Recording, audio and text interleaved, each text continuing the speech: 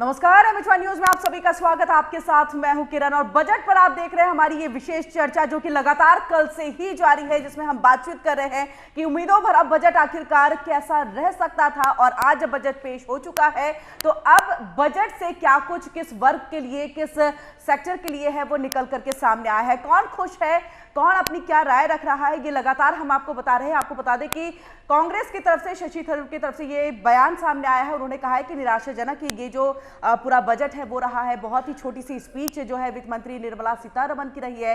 तो वहीं फारूक अब्दुल्ला ने भी इसे एक निराशाजनक ही बजट बताया। तो इन सबके साथ बीजेपी के तरफ से अगर हम राजनाथ सिंह की बात कर ले तो उनकी तरफ से यही कहना है कि बजट बहुत ही अच्छा था, विकास को लेकर के चलने वाला है। तो तमाम तरह की अलग अलग प्रतिक्रियाएं जो है बजट के बाद से सामने आती जा रही हैं, वो हम आपको लगातार दिखाते रहेंगे, बताते रहेंगे। लेकिन फिलहाल विशेष चर्चा की हम शुरुआत कर लेते हैं। हमारे साथ एक और पैनल जो है इस वक्त जुड़ चुका है।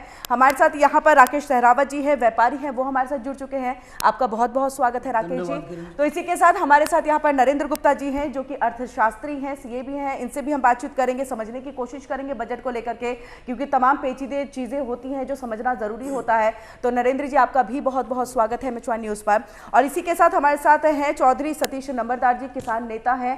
उनसे भी हम बातचीत करेंगे कि किसानों के लिए क्या कुछ खास रहा है। आपका भी सतीश जी बहुत बहुत स्वागत है एमएच1 न्यूज पर। तो चलिए हम चर्चा की शुरुआत करते हैं और सबसे पहले यहाँ पर आप ही के पास नरेंद्र जी आते हैं, क्योंकि बहुत ही पेचीदा बजट रहता है, आम लोग समझ नहीं पाते हैं। तो आज का बजट आप किस तरह से देख रहे हैं, कैसे समझाएंगे लोगों को कि क्या खास रहा, क्या नहीं रहा? चूँकि ये इंटरिम बजट है तो आज सीतारमण जी का हालांकि स्टेटमेंट काफ़ी छोटा था, 1 घंटे का ही स्पेस थी। जनरली उनकी 2 से ढाई घंटे की लास्ट ईयर थी। तो इसमें 2 कारण हैं। एक तो बजट में डायरेक्ट टैक्सेस में और इनडायरेक्ट टैक्सेस में कुछ भी चेंजेस नहीं हुए हैं। और मुझे ऐसा मानना है कि शायद उन्होंने ये देख के नहीं किया होगा, क्योंकि जब सब कुछ अच्छा चल रहा है हमारा तो उसमें क्यों चेंज लाएं। मतलब उनका अपना एक मिथ है। हालांकि जनता एक्सपेक्ट कर रही थी कि कुछ डायरेक्ट टैक्सेस में कमी होगी तो उनकी कुछ एक्सपेंड मतलब पेइंग कैपेसिटी बढ़ेगी, तो उस पर मतलब एक वर्चुअल साइकिल होती है, जो जैसा कि मुझे नॉलेज है कि अगर इनकम टैक्स अगर आदमी कम देगा तो उसकी पेइंग कैपेसिटी ज़्यादा बढ़ेगी। जब पेइंग कैपेसिटी ज़्यादा बढ़ेगी तो वो ज़्यादा एक्सपेंड करेगा। जब ज़्यादा एक्सपेंड करेगा तो मैन्युफैक्चरिंग सेक्टर जो है हमारा ग्रो करेगा।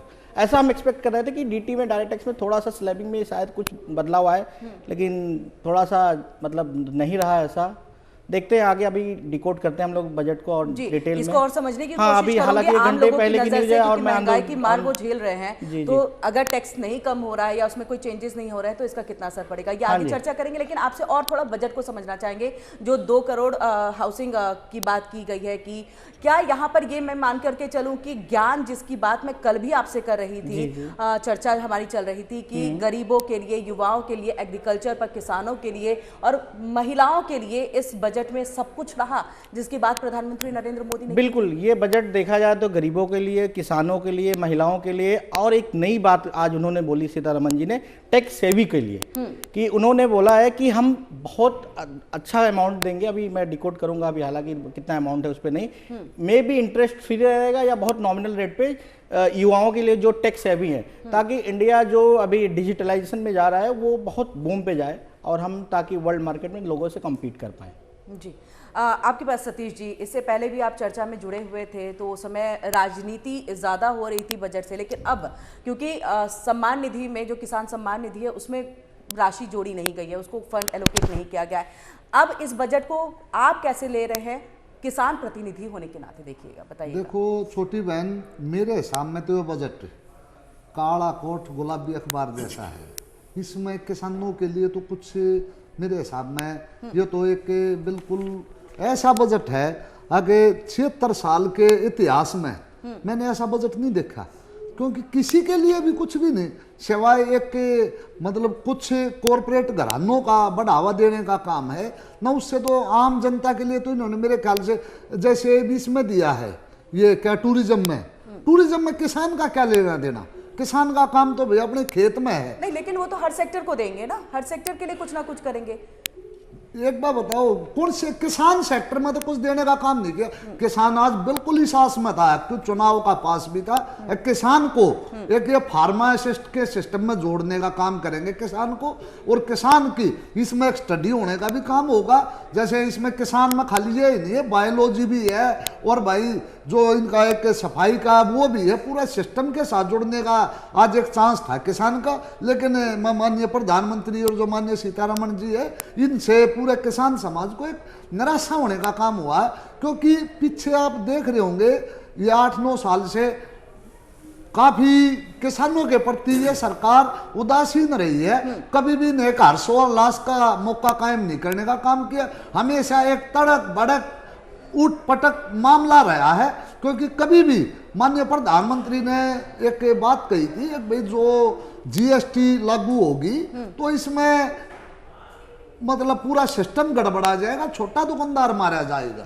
लेकिन इन्होंने जीएसटी भी 14% मतलब 28% करने का काम किया। नहीं, ये आप कब की बात करें, जब कांग्रेस की सरकार थी उस समय जीएसटी को ये 28%, ठीक है, उसके बाद हमें इसका बेहतरीन एक रिजल्ट मिला ना नरेंद्र जी, आप मानते हैं ना, एक अच्छा नतीजा मिला देखने को, शानदार उसमें कलेक्शन हुआ है जीएसटी में। छोटे दुकानदारों को सर बहुत फायदा हुआ है। पहले वैट था, उसमें 20 लाख के ऊपर आपको वैट लेना था, और वैट में एक सबसे बड़ी कमी थी, जैसे ही इंटर स्टेट हम सेल करते थे तो हमारी क्रेडिट लैप्स कर जाती थी या फॉर्म सी इशू कराना था, वो बहुत तकनीकी मतलब उसमें दिक्कत आती थी। शास्त्री और शास्त्री जी, आपकी एक बात मैं पूछूंगा जी, बताइए। जो चुनाव से पहले माननीय प्रधानमंत्री अपनी हर रैली में बोलते थे, अब जो जीएसटी हिंदुस्तान में घुस गया और तो छोटे दुकानदार को आत्महत्या करनी पड़ेगी। क्या माननीय प्रधानमंत्री ने उससे पहले इस चीज की स्टडी करने का काम नहीं किया था, जो वो अपने स्टेटमेंट देने का काम करते थे? देखो, हम एक आज हमारे अंदर कोई सा भी राजनीतिक नहीं है, तीनों एक समाज को, तीनों की यह एक समाज को ऊपर उठाने का काम हो। और चौथा स्तंभ भी हमारा मीडिया भी हमारे साथ ही है। अगर हमारी छोटी बहन अच्छे सवाल कर रही है और जिनका जवाब देने में भी मजा आ रहा है, क्योंकि आज एक समाज में इतना हमने बिल्कुल ये सोचा था सुबह तक भी, अगर कुछ तो चुनाव का साथ है। आज किसान पूरा देश मतलब दिल्ली सरकार की तरफ देख रहा था, और आज खुशी खुशी देश में कहीं पकवान बनेंगे। एक बारिश हो रही थी, लेकिन इस सरकार ने उनकी पूरी मतलब आपको इंतजार था एक लोक लुभावन जो है बजट वो आ जाता खराब करने का। ठीक है, ये बिल्कुल आपकी बात सही है। निराशा थोड़ी सी है कि पीटीआई मतलब पर्सनल इनकम टैक्स नहीं कम हुआ, लोगों की थोड़ा सा निराशा है। लेकिन गवर्नमेंट का अपनी एक इमोशन से नहीं चलती है, मतलब बजट किसी भी घर का इमोशन से नहीं चलता। बात आ रही है ना कि कॉर्पोरेट टैक्स में आप कमी कर रहे हैं और यहाँ पर पर्सनल टैक्स में कमी नहीं कर रहे, मतलब थोड़ा सा मुझे हम लोगों लेकर के हमारे जो है अब लोगों की कि आप उनको बेनिफिट दे रहे हैं। अब तक क्या था कि 2-3 घरानों पे बातचीत चलती थी, अब पूरे कॉर्पोरेट को लेकर ये खींचा जाएगा। कॉर्पोरेट में मैं थोड़ा सा बोलना चाहूंगा, एक 30 सेकंड, कि उनका एक मानना है ना, स्टार्टअप को थोड़ा सा बढ़ावा देना चाह रहे हैं। स्टार्टअप कॉर्पोरेट में ही ज्यादातर आते हैं, तो स्टार्टअप नए जो यंगस्टर हैं, नए जो आईआईटी से पढ़ के पास आउट जो फाउंडर्स हैं, तो उनको चाह रहे हैं कि कॉर्पोरेट टैक्स पे ज्यादा बर्डन ना हो। और वो कॉर्पोरेट टैक्स वो अलग चीज है, मतलब पर्सनल इनकम टैक्स अलग है। ठीक है, तो पर्सनल इनकम टैक्स उनके ऊपर भी तो एप्लीकेबल होता है, जो फाउंडर्स हैं वो भी तो कहीं ना कहीं पर्सनल ही है। तो देखा जाए तो पर्सनल इनकम टैक्स सबके ऊपर एप्लीकेबल है। कॉर्पोरेट जो चलाता है कहीं ना कहीं वो भी इनकम टैक्स तो देता ही देता है उनके ऊपर। तो दोनों मतलब ऐसा दोनों को आपको रिलेट नहीं कर सकती है। वो सरकार चाहती है, मान लीजिए वो उन्होंने पर्सनल टैक्स जो है वो तो दे दिया, लेकिन कॉर्पोरेट टैक्स में तो उन्हें बेनिफिट हो गया कि वहां से वो कुछ सेव कर पा रहे हैं, चीजें बचा पा रहे हैं, जो अपने इंडस्ट्री में अपनी बाकी चीजों में वो लगा करके मतलब सरकार चाहती है। लेकिन आम लोग जो नौकरी पेशा लोग हैं, जिनको सिर्फ इसी से ही बेनिफिट होता है, इसी से उनकी सेविंग भी बढ़ जाती, तो वो अब संभव कहाँ है? हाँ, मैंने वही बोला ना, एक वर्चुअल साइकिल है। हम जो सोच रहे थे कल की थोड़ा सा स्लैबिंग 1 लाख रुपए या 80 बढ़ा, ये थोड़ा सा निराशाजनक है। बजट नहीं चेंजेस आए, अब देखते लेकिन हैं। अंतरिम है, हो सकता है कुछ करें आगे आने वाला है जी। बात कर ले तो ये भी कहा गया है यहाँ पर कि बजट ये जो घर बनेगा उसकी अगर कोई मालकिन होगी तो वो है महिला, तो महिलाओं को सशक्त करने की तरफ भी ये बजट जो है काम कर रहा है। चलिए हम अपनी चर्चा को आगे बढ़ाते हैं और सीधे हम यहाँ पर बात आपके पास राकेश जी, क्योंकि हम आ रहे थे तब तक प्रधानमंत्री नरेंद्र मोदी जी आ गए और उन्होंने अपनी तमाम बातों को रखा है। कितने आप मान रहे हैं, सहमत है? प्रधानमंत्री नरेंद्र मोदी जी ने कहा कि ये एक ऐतिहासिक बजट है व्यापार जगत के लिए, अगर हम इस नज़रिए से देखें तो। देखें किरण जी, हमारी है ना कुछ मांगे हैं प्रधानमंत्री जी से और माननीय सीतारमण जी से। जैसे इंडस्ट्रियल जो भी फैक्ट्री मालिक हैं टैक्स देता है, तो उनका आयुष्मान कार्ड बनना चाहिए। और विदेशों में देखिएगा आप, जो भी इंडस्ट्रियल फैक्ट्रियाँ लगाते हैं, जो लघु उद्योग चलाते हैं, उनकी पेंशन तक भी है वहाँ पर, विदेशों कई देशों के अंदर। तो हमारे देश में भी ये लागू होना चाहिए। ये मांग हमारी आपके द्वारा उन तक पहुँचे, ये हमारी मांग है। दूसरा, जीएसटी का स्लैब, जैसे हम कोई आइटम खरीदते हैं तो उस पर 12% देना पड़ता है, बेचते हैं तो 3% होता है, तो हमारा टैक्स उसमें रह जाता है, फंसा रहता है। तो एक वो स्लैब होना चाहिए हमारा, जो जीएसटी का स्लैब, उसको लागू होना चाहिए। नहीं, ये तो मांगे हैं। चलिए, बजट तो पेश हो जी, चुका जी, है अब। हाँ जी। तो बजट पेश हो गया है, तो क्या व्यापार जगत के लिए कॉर्पोरेट टैक्स में 22% की वही है छूट जो पहले तो था। कुछ जो उम्मीदें थी कि भी हमारे लिए कुछ अच्छा सुनेंगे, अच्छा होगा, है अच्छा है, लेकिन उतना नहीं है जितना हम लोग। अच्छा, कमी क्या रह गई आपके हिसाब से? कमी क्या है बजट में? बजट में हमारे लिए घोषणाएं होनी चाहिए थी, वही जीएसटी के लिए होती, माल जीएसटी कम कर देते हैं। जी, ठीक है जी। इसके अलावा आयुष्मान भारत योजना को जो है वो जी, हमारे लिए वो होना चाहिए, हर इंडस्ट्रियल के लिए जो फैक्ट्री मालिक है, क्योंकि वो टैक्स देता है, उसका आयुष्मान कार्ड बनना चाहिए। तो टैक्स तो हर कोई देता है, हर किसी के लिए तो आयुष्मान भारत योजना नहीं, एक लिमिटेशन होती है हर हम चीज टैक्स की, दे रहे हैं कि इतने इनकम में अगर आप आते हैं तो वो आपको मिल सकेगा। अब इस तरह से टैक्स तो क्या बोलते हैं, बड़े बड़े घराने भी देते हैं, फिर वो कहेंगे कि हमें भी इसमें आप इंक्लूड कर नहीं, लीजिए, उसमें लघु- तो लघु- ये संभव नहीं है। नहीं, लघु जो फैक्ट्री मालिक हैं उनके लिए तो होना चाहिए ना, उनके लिए हमारी मांग है। अब मैं आपको एक और समस्या के लिए, समस्या हमारे, जैसे मैं बवाना इंडस्ट्री से हूँ जी, वहाँ पर क्या हुआ, अब वहाँ पर ये पार्किंग का वो चला दिया इन्होंने, पार्किंग लागू कर दी है, उससे सारे फैक्ट्री मालिक बहुत परेशान है। फैक्ट्री मालिक फैक्ट्री बंद करके हरियाणा भाग रहे हैं वहाँ पर, क्योंकि आप ये बताइए, जब पार्किंग यहाँ चल जाएगी, पार्किंग टैक्स लग जाएगा, तो हमारा माल कौन खरीदेगा? जब हरियाणा में सस्ता मिलेगा तो लोग हरियाणा जाएंगे ना। तो बहुत सारी समस्याएं हैं, उनकी अच्छा, तरफ भी अगर ध्यान हर देना जगह से चाहिए। टैक्स हटा दिया जाएगा, जिस तरह से आप कह ये रहे पार्किंग हैं, टैक्स टैक्स- हटा दे, पार्किंग टैक्स हटा लग रहा दे, है। तो फिर विकास कैसे होगा? क्योंकि देश के विकास के लिए सरकार को फंड चाहिए, फंड चाहिए, उसके लिए तो फिर नहीं, पैसा छोटी कहाँ से बहन, लेंगे? जी इसमें एक मुद्दा और भी है ना। जी, अब के एक तरफ तो माननीय प्रधानमंत्री जी कहते हैं, अब भाई मैंने जीएसटी ला के पूरा एक टैक्स में सिस्टम ला दिया, और आज हिंदुस्तान में देखो, हमें रोहतक से चलते हैं, पहले ओचंदी बॉर्डर में पड़ते हैं, 2 टूल टैक्स वहां दो, और फिर तीसरा टूल टैक्स इंडस्ट्रीज एरिया में जहां अपने सामान उतारना है, 1 टैक्स वहां दो, फिर वहां से निकलोगे 3 टैक्स फिर उल्टे अदा करो। तो इस तरह तो एक पूरे का पूरा मामला, एक मतलब एक दिल्ली के सिस्टम को, जो दिल्ली में केजरीवाल सरकार बैठी है, मैं तो उस पर सीधा आरोप लगाने का काम करूंगा।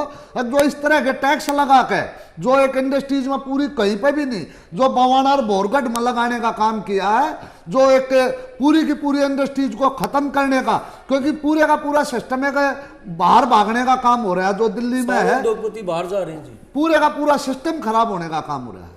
अच्छा नरेंद्र जी, आप कुछ कह रहे थे अपनी हाँ बातों जी, में, उसी मैं- के साथ ये जो टैक्स अलग अलग लगते हैं उसको लेकर के अब इनके सवाल हो रहे हैं। ये कह रहे हैं टैक्स हटा दिया जाए, पार्किंग टैक्स तो क्यों लगते मैम हैं? हटा नहीं सकते ना, संभव नहीं देश है। उससे चल रहा है। जी। दूसरी बात, सर ने बोला कि लघु उद्योग के लिए सरकार ने कुछ नहीं किया, उसके लिए बहुत बढ़िया पॉइंट अभी 1-2 महीना पहले अमेंडमेंट एक आई है, MSME, micro small medium enterprise उसको बोलते हैं। उसमें ये था कि पहले जो छोटे लोग थे उनका पैसा फंस जाता था बड़े लोगों के पास, तो उन्होंने एक रूल लगा दिया, जो बड़े कॉर्पोरेट्स हैं, अगर वो छोटे लोगों का मतलब एमएसएमई एंटिटी का अगर पैसा रोक के रखते हैं, तो उनकी ऑडिट रिपोर्ट में सीए क्वालिफाई करेगा कि इनका पैसा क्यों रुका हुआ।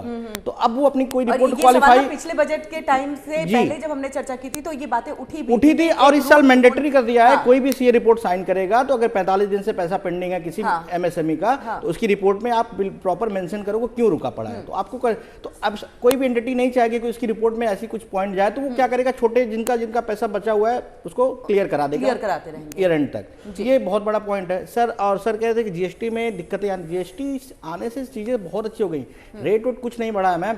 पहले क्या होता था, वैट था, सर्विस टैक्स था, वैट कलेक्शन करती थी state government, service tax collect करती थी सेंट्रल गवर्नमेंट, और दोनों आपस में सेट ऑफ नहीं होते थे। जैसे कि मैं कभी कभी क्या करता हूँ, कोई प्रोडक्ट खरीदता हूँ, उसमें कुछ सर्विस भी लेता हूँ, जैसे मेरे पास कोई आइटम है मैन्युफैक्चरिंग, अब मैं आईटी से भी कोई काम कराता हूँ, तो आईटी वाले क्या करते थे, सर्विस टैक्स चार्ज करते थे, 14% हुआ करता था 2017 से पहले, वैट में 5% 8% वो अपनी अपनी स्लैबिंग होती थी। तो हम जब भी कोई सर्विस लेते थे, वो जो 12% 14% ज़्यादा था हमारा, वो ब्लॉक हो जाता था मैम। अब क्या जीएसटी आने से हुआ है कि 18% जरूर हो गया, लेकिन वो पूरा 18% हम क्लेम करते हैं। मतलब मैं मैन्युफैक्चरिंग हूँ तो जीएसटी वाला भी, सर्विस वाला भी क्लेम करता हूँ। पहले 2017 से पहले ये चीजें नहीं थी, तो कहीं ना कहीं जीएसटी आने से बहुत स्मूथनेस हुई। सर को पता होगा जब वैट था तो हर 2-3 साल हर साल स्क्रूटनी होती थी मैम, वो चीजें बंद हो गई, अब स्क्रूटनी नहीं होती है। पहले बहुत हरासमेंट होती थी वैट डिपार्टमेंट में, अब जीएसटी आने से बहुत चीजें स्मूथनेस हो गई। थोड़ी बहुत हरासमेंट होगी तो वो डिपार्टमेंट वाइज है, वो सर अब मोदी जी का विजन बहुत अच्छा है, अब डिपार्टमेंट में क्या हो रहा है वो हर चीज पे रोक नहीं लगा सकते। ठीक है, ये राकेश जी कुछ कहना चाह रहे थे, माफ कीजिएगा आप मैं कुछ कहना चाह रहे तो हैं? यही कहना चाहूंगा कि माननीय प्रधानमंत्री जो अभी जिस दिन माननीय भगवान राम के मंदिर का जो मुहूर्त करके आए प्राण थे, प्रतिष्ठा, हाँ, इन्होंने 1 करोड़ देशवासियों को सौर ऊर्जा की सौगात देने का काम किया था। ये सिर्फ मैं आपके चैनल के माध्यम से सरकार से पूछना चाहूंगा, अब पिछले बजट में आपने देखा होगा 20 लाख सौर ऊर्जा किसानों को देने का काम किया था। पूरे साल में कुल ये 70,000 सौर ऊर्जा लगा पाए हैं पूरे देश में। और तो ये जो इस तरह के वादे करने का तो काम करते हैं कि 1 करोड़, लेकिन लगता नहीं फिर वो 1 लाख भी। आप बेशक आरटीआई लगा के बेशक निकलवाने का काम कर ले, पूरे देश में कुल 70,000 कनेक्शन देने का काम हुआ पूरे 1 साल में, जो पिछले मतलब बजट कह रहे में। कि इम्प्लीमेंटेशन हाँ, वो नहीं होता। इम्प्लीमेंटेशन नहीं, आपको धरातल पे चीजें बिल्कुल, बिल्कुल। क्या आपको भी राकेश जी यही लगता है कि इम्प्लीमेंटेशन नहीं है? जी, क्योंकि जी, कल जी। जब इंडस्ट्रियलिस्ट से एक जन से बात हो रही थी, वो कह रहे थे कि अब के टाइम में जो बातें कही जाती हैं, जो योजनाएं बनाई जाती हैं, उसका इम्प्लीमेंटेशन होता है जो पिछली सरकारों में नहीं होता था। जो योजनाएं बनती हैं उसका लाभ जो जिसको मिलना चाहिए उसको मिलता नहीं है मैम, उसमें परेशानियां आती है काफी। और जैसे आपने कोई इंडस्ट्री खड़ी की, मांग रखी मैंने आपसे, जैसे ये समस्याएं हैं हमारी। अब आप एक बात बताइए कि हमारा बवाना इंडस्ट्रियल एरिया है, उसमें हमारा एमसीडी का ऑफिस अलग है, डीएसआईडीसी का अलग है, इंफ्रा का अलग है। एक उद्योग कार्यालय होना चाहिए एक ही जगह, ताकि हमारी सारी समस्याएं वहीं पर हल हो जाए। इन समस्याओं का भी होना चाहिए, इजी हो, मतलब हर चीज को इम्प्लीमेंट करने के लिए जो इनके तरफ से जिसकी बात भी हो रही थी। बिल्कुल, ये सेंट्रलाइजेशन तो मैम हो ही रहा है। गवर्नमेंट खुद चाहती है कि सब कुछ सेंट्रलाइज हो जाए। अभी क्या है, दिल्ली में आपकी सरकार है, अब सेंट्रल में बीजेपी है, थोड़ी सी दिक्कतें अभी आ रही है। अब सर का ये रीजनल प्रॉब्लम है, नेशनलाइज प्रॉब्लम नहीं छोटी बहन, बिल्कुल। मैं जो सौर ऊर्जा का मैंने अपनी छत पर लगवा रखा है, मतलब 2 साल हो गए, चाहे दिल्ली सरकार से भी उसमें संबंधित है, क्योंकि केंद्र सरकार ने 14,465 रुपए पर किलोवाट के हिसाब से सब्सिडी देने का काम कर रखा है। तो मैंने 10 किलोवाट का अपनी छत पर लगवा रखा है। आज तक मतलब भी जो दिल्ली सरकार से बात करो तो केंद्र पर टाल देती है, केंद्र से बात करो तो दिल्ली सरकार पे।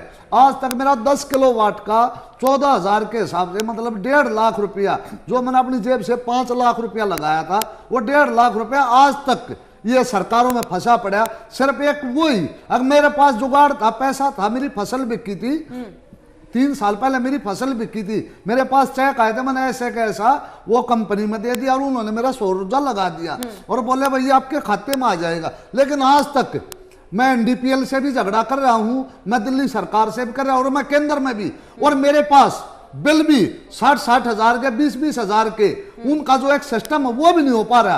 तो मैं जो आपके चैनल के माध्यम से ये कहना भी चाहूंगा, ये जो बजट है ये तो निराशाजनक है ही पूरे किसान समाज के लिए, लेकिन ये जो कंपनियों को फायदे ये देकर सब्सिडी का नाम लेकर किसानों को और आम जनता को ठगने का काम हो, वो भी बंद हो। जी नरेंद्र जी, आपके पास एमएसएमई की तो हमने बात की है, लेकिन इसके साथ साथ स्टार्टअप के लिए भी बहुत अच्छा यहाँ पर ये रखा गया है कि 1 लाख तक करीब जो है वो यहाँ पर छूट दी जा रही है। तो इसको मैं थोड़ा सा समझना चाहूँगी, क्योंकि स्टार्टअप जो जब शुरू किया गया था वो स्ट्रॉन्ग उसको नहीं बनाया गया था, तो अब इस बजट के जरिए उसको एक स्ट्रॉन्ग बनाने की, ताकि कोई नई शुरुआत करे तो उसको कुछ अच्छा बेनिफिट हो। जब नया लॉन्च हुआ था 2014-15 की बात है, तो उसमें इनिशियली फाउंडेशन स्टोन था, सरकार खुद लर्निंग थी अपनी, शुरू में नहीं जनरलाइज मतलब इम्प्लीमेंटेशन अच्छे से नहीं हो पाया। अब उसको और जो कमियां हैं उसमें बेसिकली स्टार्टअप को सबसे ज़्यादा दिक्कत आती है फंडिंग की जी। सरकार उस पर बहुत ज़्यादा हेल्प कर रही है, इवन वेंचर वीसी के थ्रू भी हेल्प कर रही है,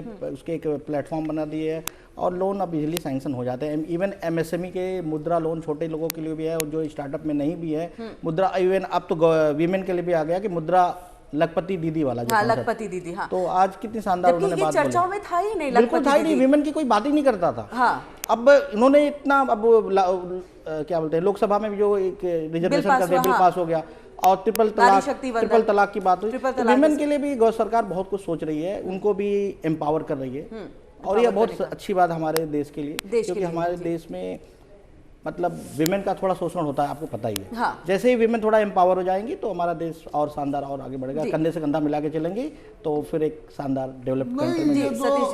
ये जो दीदी वाला सिस्टम है, सरकार का एक सराहनीय काम है, लेकिन ये जो सिस्टम है ना, वही बात जो अभी 1 मिनट पहले हो रही थी, ये सारा SDM DC बैंक उसमें उलझ करा जाएगा, क्योंकि जो जिसको लोन मिलेगा ना उसको तो इसमें जो 100% होगा तो 50% मिलने का काम होगा, 50% जो एडमिनिस्ट्रेशन है, जो और है बिचौलिया, उनका खाने का काम होगा, क्योंकि उस पर पहले इतने पैसे ले लिए जाएंगे, अब उसका खाता पूरा शो करेगा और बाकी का जो वो कर्ज लेकर है उनको रिश्वत देने का काम होगा। इस सरकार में यही तो खास बात है, बिचौलियों को बिल्कुल खत्म कर दिया गया है। फिर भी इम्प्लीमेंटेशन लेवल पे थोड़ा बहुत दिक्कतें आती होंगी, मुझे पता है, ग्राउंड लेवल पे आ जाती है, लेकिन कहां तक देखिए अपना बिचौलियों का रोल ही खत्म हो गया। डायरेक्ट पैसा अकाउंट में उनके जाता है, आधार से लिंक है, और वो जनधन बैंक जो योजना ओपन हुआ था, बस वही तो माननीय अर्थशास्त्री जी मैंने वही बात बताया। अब आपकी बात बिल्कुल ठीक है, शो पूरा करेगा आपका काम, जो खाता भी पूरा शो करेगा, आपको पूरा लोन मिला, लेकिन जो बिचौलिया सिस्टम है, जो बैंक मैनेजर तक के ये कह देते हैं इतना पैसा लीजिए, पहले उसके बाद होगा। अगर आपकी फसल बिकती है तो पैसे तो आपके अकाउंट में आते हैं ना, पैसे उससे पहले ले लिए जाएंगे रिश्वत के पैसे, जब ये उसका पास होगा, जब उस दीदी को मिलने का काम होगा। ये बैंक मैनेजर अगर कोई आपको परेशान कर रहा है, आजकल सोशल मीडिया इतना स्ट्रांग हो चुका है, आप एक ट्वीट कर दीजिए, देखिए एक्शन बिल्कुल होता है। बाकी इसके लिए डिटेल में कोई बीजेपी का स्पोक पर्सन होता है वो बताता, मैं उनके लिए नहीं बात करूंगा, लेकिन सरकार का विजन बहुत टाइट है, मुझे पता है, बहुत बढ़िया विजन है। अब इम्प्लीमेंटेशन में कहीं पहले हाथों में पैसे दिए जाते थे, फसल अगर बिक रही है तो, अब फसल बिक रही है तो डायरेक्ट आपके खातों में आते हैं। अब पहले अगर कोई रिश्वत लेता है तो इसके लिए फिर आपको कंप्लेंट करने की जरूरत है। पहले का रेशियो था, अगर 100 रुपया सरकार ग्रांट करती थी तो 5 रुपए पहुंचता था, मतलब पॉकेट में। अब ये रेशियो की 100 रुपए ग्रांट करती है तो 80-90 तक पहुंच जा रहा है, तो ये बहुत बड़ा डिफरेंस है मेरे ख्याल से। ठीक है राकेश जी, आपके पास है, क्योंकि अब मैं थोड़ा सा व्यापार जगत से हट करके भी यहाँ पर बात करूंगी आपसे, क्योंकि आप एक आम इंसान की तरह भी देख रहे हैं, आपके घर में भी महिलाएं हैं, महिलाएं घर की जो बजट है इन सबको भी संभालते हैं, तो महिलाओं को जो एक सम्मान देने की कोशिश है, महिलाओं को एम्पावर करने की जो बात यहाँ पर की जा रही है, लखपति दीदी की बात हो या फिर उनके लिए नारी शक्ति वंदन की बात हो, या तमाम जो है उनको हाउसिंग जो है उसमें ओनरशिप देने की बात हो, कैसे देख रहे हैं इसे? ये अच्छा कार्य है मैडम, महिलाओं को सम्मान मिलना चाहिए और इससे क्या होगा, महिलाएं सशक्त होंगी।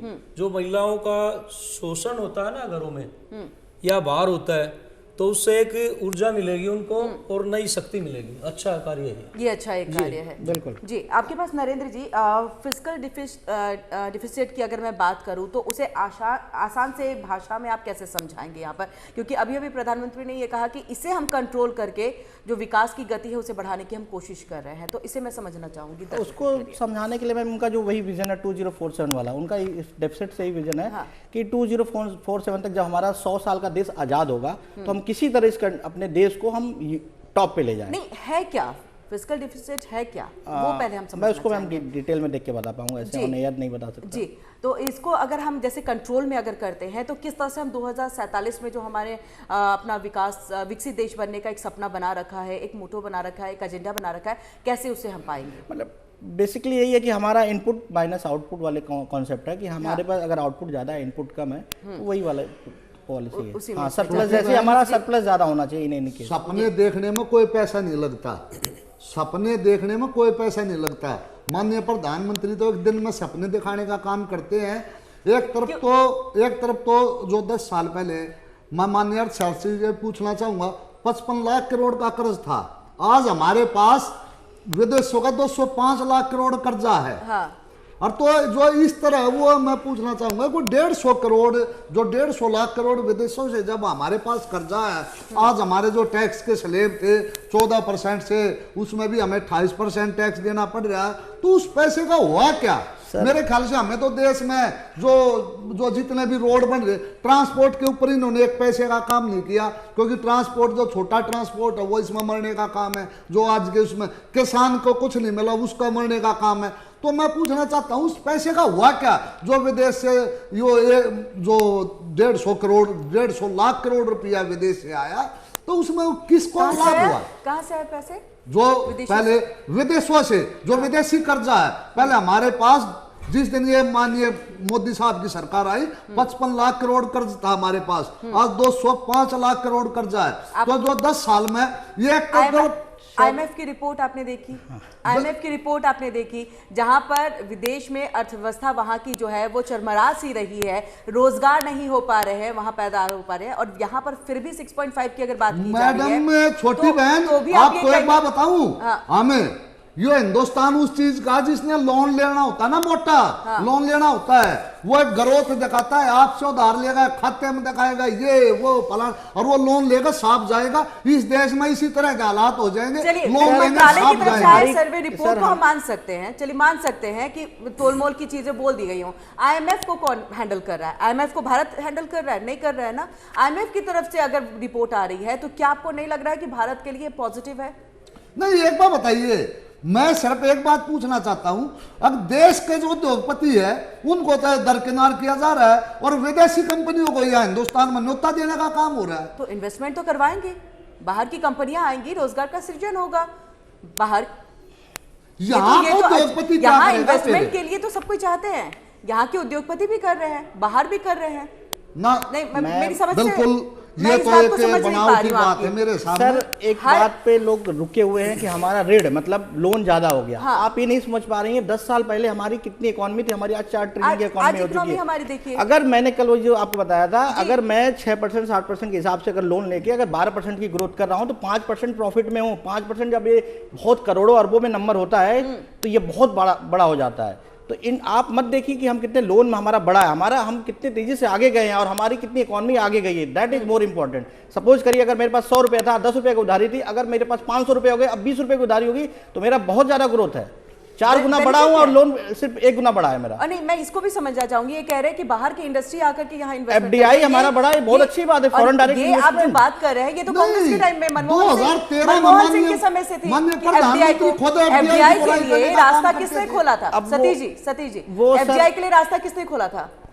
कांग्रेस की सरकार के टाइम में मनमोहन सिंह ने खोला था। बिल्कुल फिर मतलब FDI, और उसी के बाद हम अपनी चरमराती हुई अर्थव्यवस्था को संभाल पाए थे। अगर इन्वेस्टमेंट बाहर से होता है तो ये तो हमारे लिए अच्छी बात है। नहीं छोटे बहन, जब माननीय प्रधानमंत्री जो अपने मुख्यमंत्री काल में 2012-13 में खुद FDI की भी बुराई करने का काम करते थे और खुद GST की बुराई का करने का काम करते थे, आज वो सत्ता में आते ही इसका मतलब तो कांग्रेस गलत थी, ये उस टाइम पे कौन ठीक था कौन गलत था? ये जो बैक आके सत्ता लेने का काम जो सरकार ने किया, ये कौन सी अकलमंदी का काम? ये देखिए मैम, पॉलिटिकल बातें हैं, ये जब भी ऑपोजिशन में जो भी रहता है कितनी भी अच्छी चीज आप ला के दे दो ना, उसकी बुराई करना है। बिल्कुल मोदी जी FDI की बुराई करते थे, जो काम किया था उसको कोई नहीं भूल सकता है। बिल्कुल उस वक्त में जो वो बजट लेकर के आए थे चरमराती हुई अर्थव्यवस्था को उन्होंने बचाया था, बाकी अदर कंट्री नहीं कर पाए थे जो भारत ने कर दिखाया था, तो उनको नहीं भूल सकते। उसी कदमों पे चलते हुए आगे जो है अभी फिलहाल का बजट जो है वो भी पेश हो रहा है। मनमोहन सिंह का जो 1991 की लिबरलाइजेशन और ग्लोबलाइजेशन बहुत शानदार था, मतलब उसकी चर्चा आज भी होती है। बीजेपी वाले भी खुद उनकी तारीफ करते हैं इस मुद्दे पे कि 1991 में इंडिया को ना, जब इंडिया बिल्कुल गरीबी में से जूझ रहा था उस समय, तो वो एकदम रास्ता खोल दिया बाहर वर्ल्ड से, और उसी वक्त में FDI लेकर बिल्कुल तभी से पहली बार आया। आपसे FDI को लेकर के जो बाहर से इन्वेस्टमेंट हो रहा है उसको लेकर के, क्योंकि आप व्यापार उद्योग इन सबसे जुड़े हुए हैं, आप तमाम बातें कर रहे थे कि दिक्कतें होती हैं और चीज़ों को आसान बनाने की जरूरत है। FDI को आप कैसे देखते हैं? मैडम इसमें ये होना चाहिए, जैसे बाहर से कंपनियां आएंगी उनका असर हमारे जो उद्योगपति हैं उन पर नहीं पड़ना चाहिए कि वो उनका व्यापार ही छीन ले। ऐसी कोई योजना होनी चाहिए कि उनके बीच में वो लोग उनको परेशान ना करें। बाहर से जो कंपनियां आएंगी परेशान कैसे करेंगे? परेशान क्या होता है, जब बड़ी मछली, पता है आपको, सरल भाषा हमारी कि बड़ी मछली है जो छोटी मछली को खा जाती है जी। जब बड़े व्यापारी आएंगे तो छोटों का व्यापार चला जाएगा, उससे क्या होगा, बेरोजगारी, आज आप जान ही रहे हैं बेरोजगारी बहुत ज्यादा है, और ज्यादा बढ़ जाएगी, क्राइम बढ़ेगा, उससे देश में नुकसान ही होगा युवाओं में। आप क्या काम करते हैं? मेरा फैक्ट्री है मैडम, प्रिंटिंग प्रेस का काम। क्या उसकी फैक्ट्री है? उसमें अगर कोई छोटी फैक्ट्री है, अगर उसमें कोई उसमें अगर कोई बड़ी कंपनी बाहर से इन्वेस्ट आकर के करती है, मतलब आपकी यहाँ अलग से कोई अपनी कंपनी बनाती है, उसका कुछ गवर्नमेंट द्वारा ऐसा सिस्टम नहीं बनाया गया तो वो हम लोगों को नुकसान होगा, छोटे व्यापारियों को। छोटे व्यापारी उसके लिए पॉलिसी बिल्कुल गवर्नमेंट की है। हाँ। अगर 51% से ज़्यादा अगर शेयर होल्डर बनाते हैं तो उस कंपनी को मजबूरी में फॉरेन कंपनी बनना पड़ता है, भले ही इंडिया में काम करे। अगर उसके शेयर होल्डर 51% से ज़्यादा है तो उस कंपनी को दर्जा दिया जाता है फॉरेन कंपनी। जैसे ही वो फॉरेन कंपनी बनती है उसके ऊपर इतनी लिमिटेशंस लग जाती है, इतने कंप्लायंसेस बढ़ जाते हैं कि फिर वो चाहता है कि मैं 50% या उससे ज़्यादा स्टेक अपना रखूं, तो मजबूरी में वो 50% का पार्टनर इंडियन ही बनाता है। इंडियन ही बनाते हैं हाँ वो। जी। तो ये एक ये बेनिफिट हाँ, वाली बात है। उनके क्योंकि लिए हम देख रहे हैं प्रधानमंत्री नरेंद्र मोदी हर बार ये कहते हैं वोकल फॉर लोकल, वो लोकल को तवज्जो देते हैं। और अभी हाल फिलहाल में 26 अगर हम जनवरी की बात कर ले, जब प्रधानमंत्री आए हुए थे कहाँ के, मैं नाम उनका ट्रूडो, तो उस माफ कीजिएगा मैक्रो आए हुए थे, तो उस समय भी जो यहाँ पर चीज़ें बन रही हैं, मेड इन इंडिया की चीज़ें जो हैं वो हम इस्तेमाल करेंगे अपने रक्षा इक्विपमेंट्स वगैरह इन सब के लिए। अगर मैं गलत नहीं हूँ, उसको थोड़ा सा अगर आप यहाँ पर करेक्शन कर सकते हाँ जी मैम, बिल्कुल। उन्होंने देखिए आप एरो मतलब डिफेंस में देखिए हमारी सारी वो मेक इन इंडिया के प्रोडक्ट यूज हो रहा है। Vande Bharat biggest example. हाँ। और आज भी सीतारमन जी ने बोला 40,000, मतलब मुझे नंबर नहीं याद आ रहा है क्योंकि मैं भी ड्राइव कर रहा था, 40,000 शायद कोचेस को वंदे भारत में कन्वर्ट करेंगे। और वंदे भारत इतनी शानदार ट्रेन है, मतलब कोई भी अगर उस पर बैठ रहा होगा, देख रहा होगा, 8 घंटे में 800 किलोमीटर। मतलब आप बनारस यहाँ से जा रही हैं 8 घंटे में पहुंच जा रही हैं, अयोध्या 8 घंटे में पहुंच जा रही हैं, और मतलब जहां भी के लिए वैष्णो देवी, सड़कों का जाल भी देख रहे हैं, सड़कों का जाल आप देखिए, ट्रांसपोर्टेशन की वो बात कर रहे थे, मैं बिल्कुल। उस पे आऊंगी, लेकिन पहले आप इस चीज को क्लियर कर दीजिए जो वोकल फॉर लोकल। आऊंगी आप वोकल फॉर लोकल पे तो जो इतना बात- मतलब हाँ। मुझे कुछ कहने की जरूरत ही नहीं, बच्चा जानता है make in India vocal for local पे उन्होंने इतना किया कि अभी लक्षद्वीप वाला देख लीजिए कितना हाँ, लक्षद्वीप हाईलाइट हुआ वाला था। tourism मतलब में मालदीव invest- से आप घूमने ना जाइए, लक्षद्वीप जाइए, वोकल फॉर लोकल ही हो गया। मतलब हमारे भारत में इतनी जगहें हैं, आप पहले उसको एक्सप्लोर कर लीजिए। तो टूरिज्म को भी बढ़ा रहे हैं, और मतलब टूरिज्म में तो हालांकि बहुत काम करना है सरकार को, इसलिए आज कुछ लाया भी उन्होंने लोन वगैरह के लिए, क्योंकि चाहते हैं इंडिया में इतनी स्पॉट्स हैं टूरिज्म का, हमें बाहर जाने की जरूरत ही नहीं, लोग बाहर से आए इंडिया में। देखिए फिर अपना देखिए कितने 5 ट्रिलियन मतलब तुरंत हो जाने वाली है जी। आप ट्रांसपोर्टेशन में मैं कुछ तो कह रहे यही थे। बात कह रहा था जी। कि ये सरकार जब ये जो पुरानी सरकार को विदा करके जो हिंदुस्तान में जो एनडीए की नई सरकार आई थी, ये सरकार एक स्कीम लेकर आई थी कि हर सांसद ने एक गांव गोद लेना है हर एक साल। लेकिन जो पहले साल जो ही सरकार जो माननीय सांसदों ने वो गोद लिए थे, तो आज आपके चैनल के माध्यम से मैं पूछना भी चाहूंगा, अरे बजट का एक पावन अवसर है जी। अब वे जो गांव गोद लिए थे, आज वो गांव उस सांसद के साथ ही जो पुराने सांसद के साथ ही वे गांव गोद चले गए, अब वे उतार कर गए हैं। आज तक उसके माननीय प्रधानमंत्री ने कोई रिपोर्ट लेने का काम नहीं किया। प्रधानमंत्री सिर्फ एक विदेशों के दौरे का तो ध्यान रखते हैं, लेकिन आज तक माननीय प्रधानमंत्री ने कभी भी अपने भाषण में बोला जो वे गांव गोद लिए थे और उनका ये विकास होने का काम हुआ, आज तक कभी भी प्रधानमंत्री ने अपने भाषण में किसी भी उसमें बोला हो तो बताइए आप। नहीं, क्योंकि ये सिर्फ गोद लिया गांव जो रहा वो हाँ। अब तक सिर्फ गांव ही रहा, उसको हाँ, विकास पे आज तक नहीं गोद में ही है उस वे। पटरी पे नहीं पहुंचा हाँ, है। 10 साल हो गया आज तक गोद में ही है। हाँ। और तो सरकार के यही काम है, सिर्फ डॉक्यूमेंट्स पे और सिर्फ एक कागजी कार्रवाई में ये दिखाने का काम करते हैं। नहीं तो आज किसान इतना निराश होकर इस तरह की बातें नहीं बोलता। और नहीं तो हर साल 542 वे हैं सांसद, और तो कम से कम 542 तो हर साल गांव एक अच्छे होने का काम होता है। 10 साल हो गए और तो 5000 गांव सतीश जी, अच्छे आपके होते। हिसाब से विकास का पैमाना क्या है, क्या मानते हैं? जहां पर 24 घंटे इलेक्ट्रिसिटी हो, बिजली हो, विकास पानी का आए, पैमाना छोटी क्या है बहन, आपके लिए? हाँ। विकास का पैमाना सिर्फ मैं ये मानता हूं, लोग कच्ची पक्की सड़कों पे चल पड़ेंगे, अच्छी शिक्षा हो, मतलब हर 15-20 किलोमीटर में 30 किलोमीटर की रेंज में एक कॉलेज हो, जो ये हमारे कभी से कहते भी आए कॉलेज बगैर नॉलेज नहीं। जहां से आप बिलोंग करती होंगी, आप भी अपने घर से 40 किलोमीटर जो पढ़ने आती थी कॉलेज में, तो आप वो शिक्षा नहीं ले पाती थी जो वहीं की लड़की लेकर जो अपनी शिक्षा ग्रहण कर लेती। लेकिन आज तक 76 साल हो गए, मैं तो 76 साल बोल लूंगा, कभी किसी ने भी इस बारे में नहीं सोचा। क्योंकि खुद जो हमारा हरियाणा, पंजाब, एनसीआर, आप यूपी में जाकर देखिए, ये चाहे कोई भी सरकार रही जी 76 साल से आप हर 15-20 किलोमीटर पे एक कॉलेज देखने का काम करेंगी। अब फलाना इंटर कॉलेज, ढकड़ा इंटर कॉलेज, आप दिल्ली में देख लीजिए, हरियाणा में देखिए, आप पंजाब में देखिए, आप राजस्थान में देखिए, आपको 100 किलोमीटर से पहले कोई कॉलेज दिखाई नहीं देगा। आप रोज 50-100 किलोमीटर की यात्रा करके कॉलेज में जाएंगी, और तो उसमें शिक्षा क्या पड़ेगी? वो तो बेचारी बस में सोती जाएगी, सोती आओगी, इतनी वो बस की थकावट में हो जाएगी।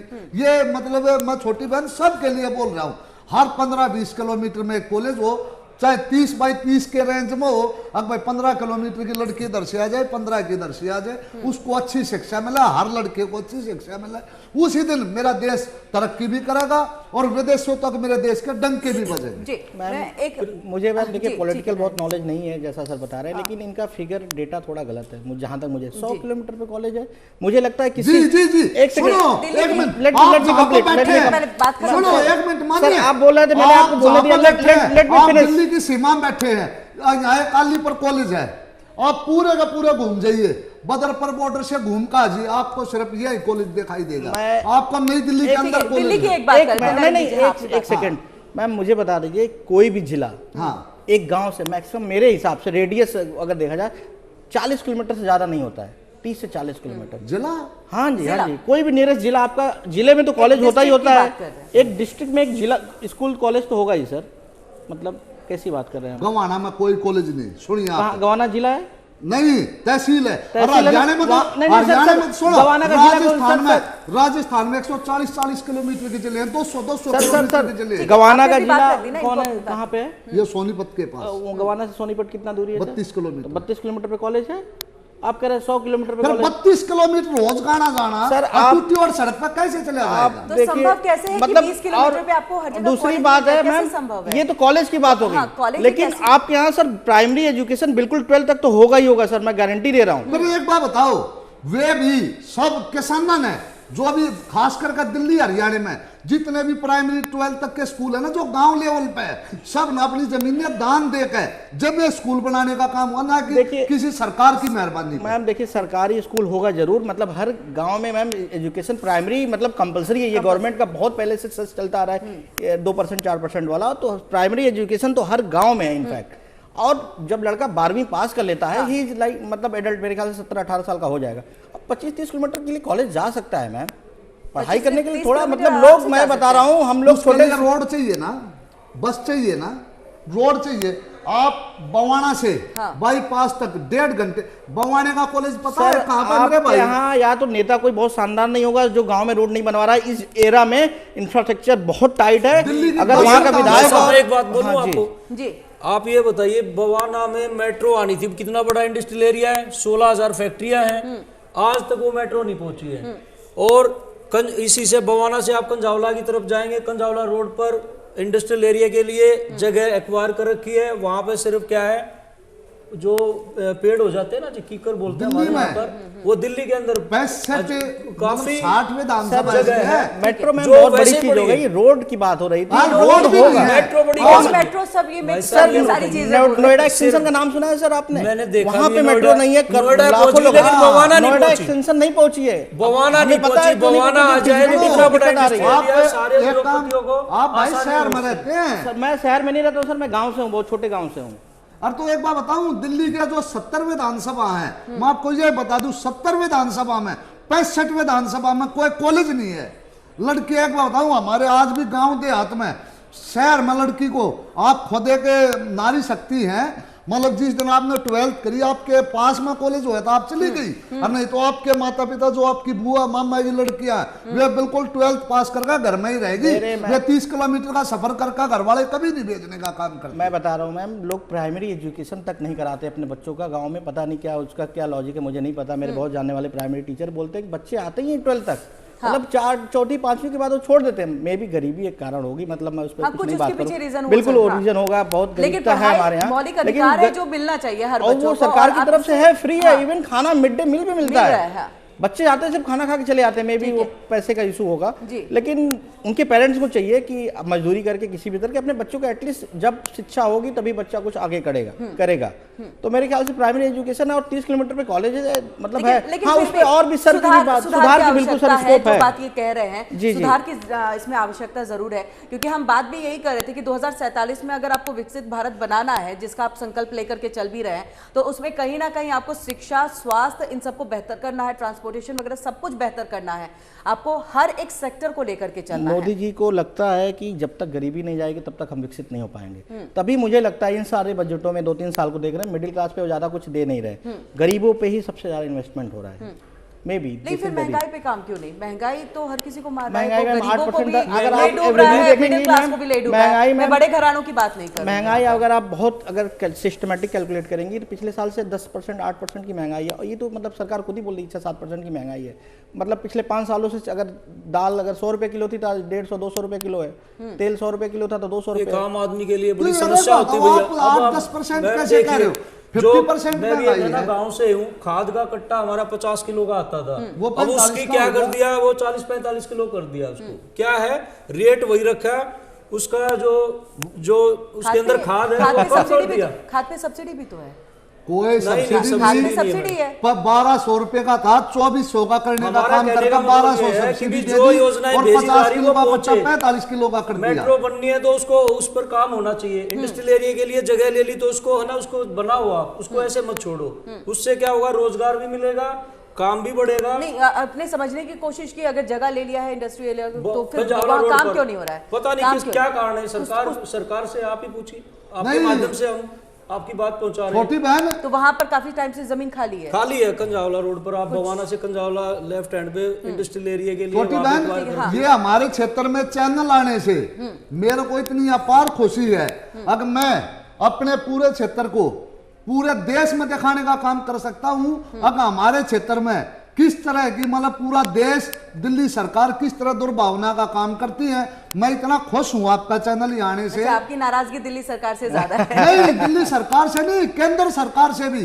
जो हमारा माननीय सांसद है, हमारे आज तक काम पूरे हो। क्षेत्र में किसी ने शक्ल नहीं देखी उसकी आज तक। अगर कोई मान लो किसी मातृ शक्ति से और आप किसी युवा से पूछेंगे ना, अगर हमारा सांसद कौन है, बोला हमारा सांसद हमने तो कभी देखा नहीं। बिल्कुल, आप कभी फोन करके भी उनसे पूछ सकती हैं अगर आपके क्षेत्र के लोग, क्योंकि पूरी का पूरा एक सिस्टम ये है।